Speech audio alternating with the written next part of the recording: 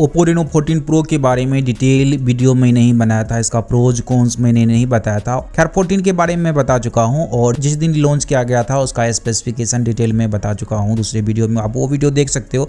इस वीडियो में मैं बताने जा रहा हूं कि ये स्मार्टफोन प्राइस के अनुकूल किस तरह से जस्टिफाइड है, किस तरह से नहीं है, ये स्मार्टफोन खरीदे क्यों, खरीदना चाहिए कि नहीं चाहिए, कन्फ्यूजन जो भी है इस वीडियो में क्लियर हो जाएगा। देखो प्रो वर्जन की सबसे पहले प्राइस बता देते हैं। 12GB 256GB स्टोरेज वेरिएंट कीमत 50,000 रखा गया है।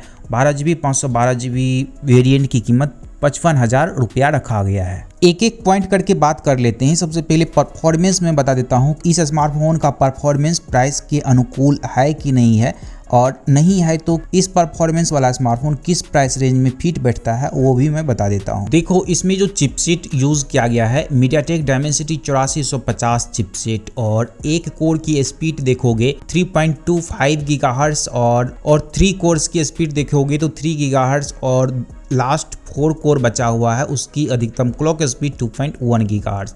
ये 4 नैनो टेक्नोलॉजी में बना हुआ चिपसेट है। और जीपीयू की बात करें तो Mali G720 MC7 दिया गया है। रैम टाइप Ampere X मिलेगा। स्टोरेज टाइप UFS 3.1 दिया गया है। सॉफ्टवेयर की बात करें तो Android 15 दिया गया है। कलर OS दिया गया है। इसमें UI इंटरफेस जो कहते हैं वो दिया गया है। तो देखो इसमें सब कुछ मिला करके ओवरऑल एक परफॉर्मेंस बनता है।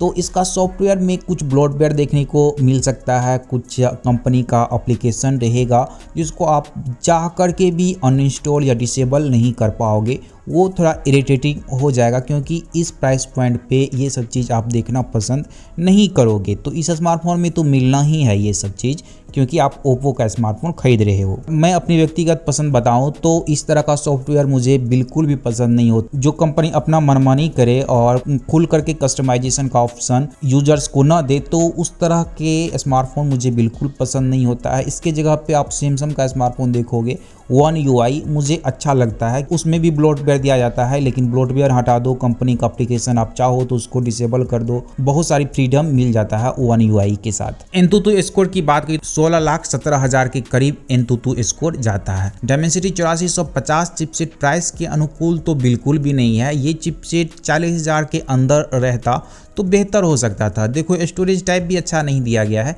UFS 3.1 50,000 को जस्टिफाइड बिल्कुल भी नहीं करता है। तो परफॉर्मेंस साइड को देखें तो परफॉर्मेंस प्राइस के अनुकूल जस्टिफाइड नहीं है और इस परफॉर्मेंस वाला स्मार्टफोन रहना चाहिए 40,000 के अंदर। नेक्स्ट सबसे मजेदार पॉइंट इसकी कैमरा की बात कर लेते हैं। रियर में 3 कैमरा देखने को मिल जाएगा। सभी कैमरा लेंसेज 50 मेगापिक्सल का है। जो मेन कैमरा है उसमें f1.8 एपर्चर दिया गया है। मेन कैमरा का जो सेंसर साइज है 1/1.55 इंच का दिया गया है। OI सपोर्टेड सेंसर को ठीक कहा जा सकता है, लेकिन ये जो मेन कैमरा का सेंसर है इसका साइज बढ़ाना चाहिए। इसका सेंसर साइज थोड़ा सा और बेटर रहता और बड़ा सेंसर रहता तो अच्छा कहा जा सकता था क्योंकि प्राइस कम नहीं है। आप 50 से 55,000 के बीच ये स्मार्टफोन खरीद रहे हो। देखो दूसरा और तीसरा जो कैमरा दिया गया है, एक टेलीफोटो जूम लेंस है f2.0 एपर्चर के साथ। दूसरा वाइड एंगल कैमरा दिया गया है f2.8 एपर्चर के साथ, और टेलीफोटो जूम लेंस जो दिया गया है इसमें 3.5x ऑप्टिकल जूम मिलता है, 120x डिजिटल जूम दिया गया है। लेकिन देखो सेकेंड कैमरा और थर्ड कैमरा का जो सेंसर यूज किया गया है इसके बारे में अभी तक कोई भी जानकारी उपलब्ध कहीं भी नहीं है। कंपनी की तरफ से भी जानकारी नहीं दी गई है कि कौन सा सेंसर यूज किया गया है और सेंसर साइज क्या है। जब मेन कैमरा का सेंसर साइज उस तरह का है तो सेकेंड कैमरा और थर्ड कैमरा का सेंसर कैसा होगा आप सोच सकते हो। फ्रंट में भी 50 मेगापिक्सल का कैमरा मिल जाएगा f2.0 एपर्चर के साथ। इसके भी सेंसर साइज के बारे में जानकारी नहीं दी गई है। रियर और फ्रंट दोनों कैमरा से आप 4K 60 FPS वीडियो रिकॉर्ड कर पाओगे। देखो ओप्पो अपने कैमरा के लिए ही जाना जाता है, तो कैमरा का जो हार्डवेयर रहता है वही अच्छा नहीं दिया जाए इस तरह का काम करे। लेकिन तब भी आप देखो ओप्पो और वीवो का स्मार्टफोन अगर आप खरीदते हो तो उसमें थोड़ा सा बेहतर ऑप्टिमाइज किया हुआ फोटो और वीडियो मिल जाता है। ये सॉफ्टवेयर की मदद से होता है, तो सॉफ्टवेयर की मदद से फोटो और वीडियो को ऑप्टिमाइज करता है, वो ज्यादा दिनों तक स्टेबल नहीं रहता है। जब तक सॉफ्टवेयर अपडेट आते रहता है तब तक ठीक रहता है, उसके बाद ठीक नहीं रहता है। आप 1 मंथ 2 मंथ यूज करोगे तब पता चलेगा कि हाँ कैमरा बेकार है, उतना अच्छा नहीं है।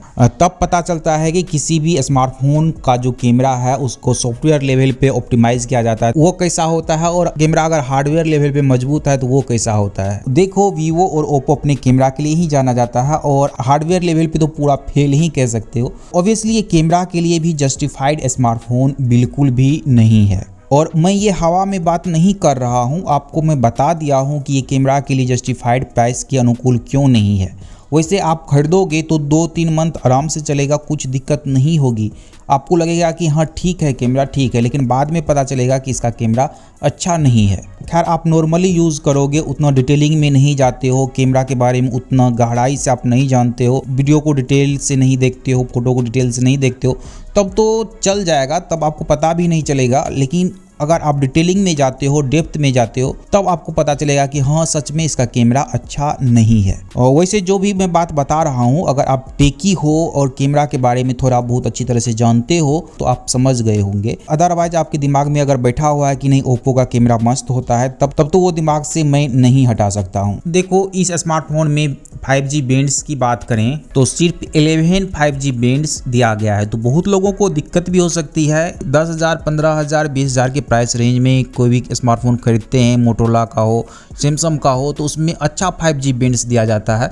तो इसमें इतना कम क्यों दिया गया, तो आप पे डिपेंड करता है। तो देखो 5G बैंड्स अच्छा रहेगा तो ठीक कहा जा सकता है, ये नेटवर्क के लिए बहुत ही अच्छा होता है। तो 5G बैंड्स कम है तो इसको भी एक कॉन्स मान सकते हो। इस स्मार्टफोन में फिंगरप्रिंट स्कैनर ऑप्टिकल दिया गया है। वैसे इस प्राइस रेंज में या फ्लैगशिप में भी देखोगे तो बहुत सारे स्मार्टफोन में ऑप्टिकल फिंगरप्रिंट स्कैनर ही दिया जाता है, अल्ट्रासोनिक नहीं दिया जाता है, कुछ ही स्मार्टफोन में दिया जाता है। अल्ट्रासोनिक फिंगरप्रिंट बहुत ही बढ़िया होता है। अगर आपका उंगली गीला है तब भी स्मार्टफोन अगर आप अनलॉक करना चाहोगे तो फिंगर से अनलॉक हो जाएगा, और सिक्योरिटी के लिहाज से भी अल्ट्रासोनिक फिंगरप्रिंट स्कैनर बहुत ही अच्छा होता है। इस स्मार्टफोन में जो मेन कॉन्स है, जो खराबी है, वो मैं बता दिया हूँ। अगर आप डिस्प्ले की बात करोगे या दूसरे फीचर्स की बात करोगे, बिल्ड क्वालिटी की बात करोगे, वो सब चीज़ ठीक है, वो सब चीज़ में दिक्कत किसी भी स्मार्टफोन में नहीं होती है प्राइस के अनुकूल। जहां दिक्कत होती है वो सॉफ्टवेयर लेवल पे होती है, परफॉर्मेंस लेवल पे होती है और कैमरा लेवल पे होती है। सिर्फ यही 3 लेवल आपको देखना होता है किसी भी स्मार्टफोन में। कनेक्टिविटी और अदर चीज़ जो है बैक साइड आ जाता है, उसको आप बाद में देखें, तो सबसे पहले ये 3 चीज़ जरूर देखें।